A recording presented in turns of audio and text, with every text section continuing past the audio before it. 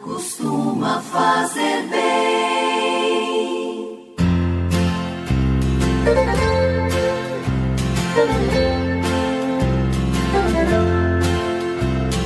Orar costuma fazer bem.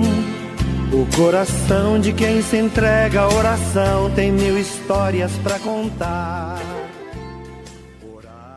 Caríssimos, em nome do Pai, do Filho e do Espírito Santo, saímos da noite, entramos na aurora.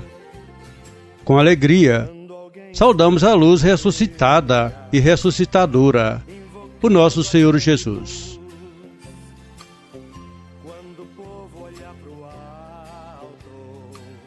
Senhor, no início desse dia, venho pedir-te saúde, força, paz e sabedoria. Quero olhar hoje o mundo com olhos cheios de amor, ser paciente, compreensivo, manso e prudente. Quero ver além das aparências, teus filhos como tu mesmo os vês, e assim não ver senão o bem em cada um. Fecha os meus ouvidos a toda calúnia, guarda a minha língua de toda maldade, que só de bênção se enche o meu espírito, que eu seja tão bondoso e alegre, que todos, quando se aproximarem de mim, sintam a tua presença. Senhor, reveste-me da tua beleza, que no decurso deste dia eu te revele a todos. Amém. Meditaremos o Evangelho de Lucas, capítulo 16, versículos 1 a 8. Naquele tempo, Jesus disse aos discípulos: Um homem rico tinha um administrador que foi acusado de esbanjar os seus bens.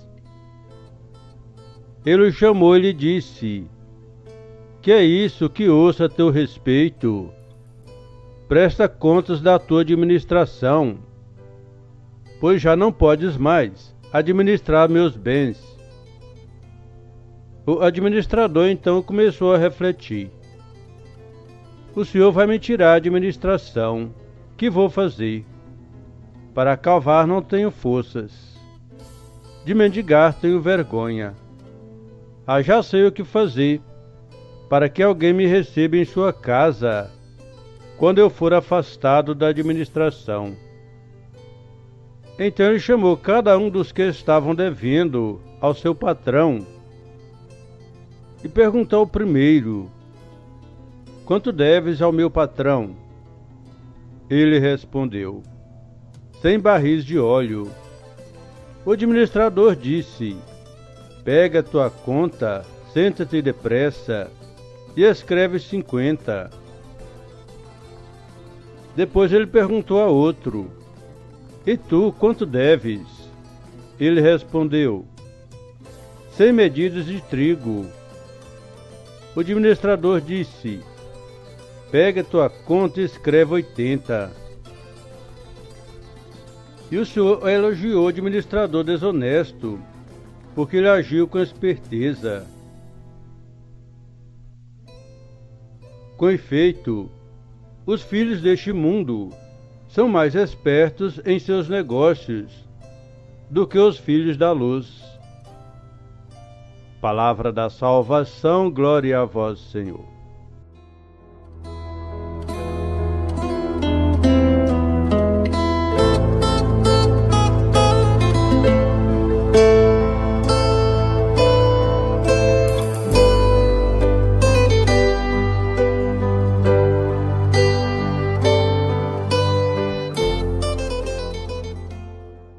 Caríssimos, no Evangelho de hoje, nos deparamos com uma parábola enigmática que não é fácil de compreender, já que no Evangelho não se aprova o roubo e a fraude.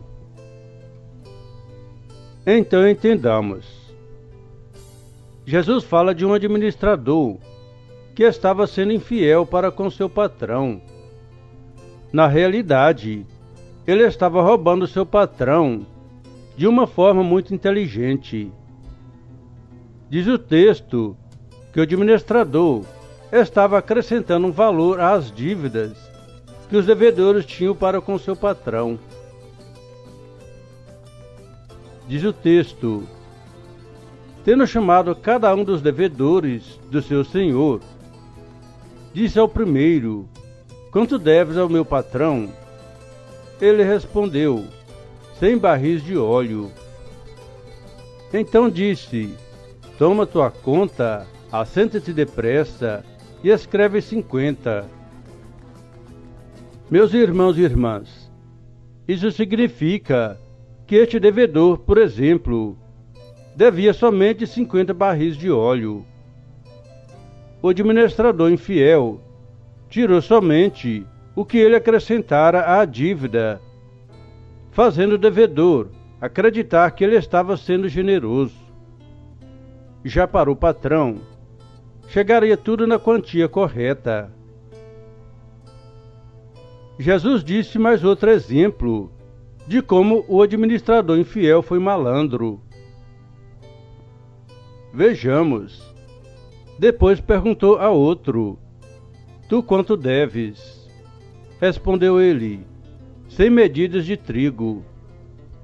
Disse-lhe: toma tua conta e escreve 80. Neste caso, o devedor devia 80 medidas de trigo, mas o administrador havia cobrado 100.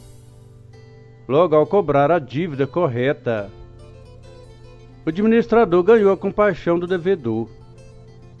Assim, o administrador infiel fez o devedor acreditar que ele estava sendo generoso. E quando o patrão o despedisse, ele poderia pedir ajuda a essas pessoas que supostamente haviam sido beneficiadas por sua generosidade. Caríssimos irmãos e irmãs, a primeira lição que Jesus destaca na parábola é o fato de que todos nós vamos prestar contas a Deus sobre a maneira como administramos a nossa vida. O Senhor observou que o seu servo estava negligenciando as ordens. Isso fez com que o Senhor exigisse um esclarecimento.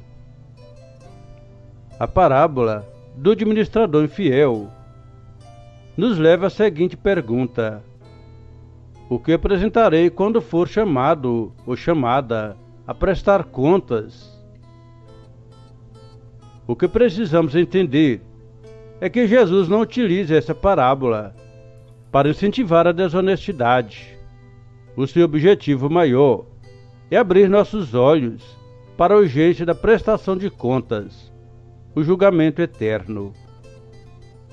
Caríssimos, peçamos ao Espírito Santo a graça da esperteza evangélica e que saibamos trocar os bens do mundo pelos bens duráveis e eternos. Que Deus vos abençoe e vos guarde, que Ele vos mostre sua face e se compadeça de vós, que volte para vós o seu olhar e vos dê a paz. Abençoe-vos Deus misericordioso, em nome do Pai, e do Filho e do Espírito Santo. Amém.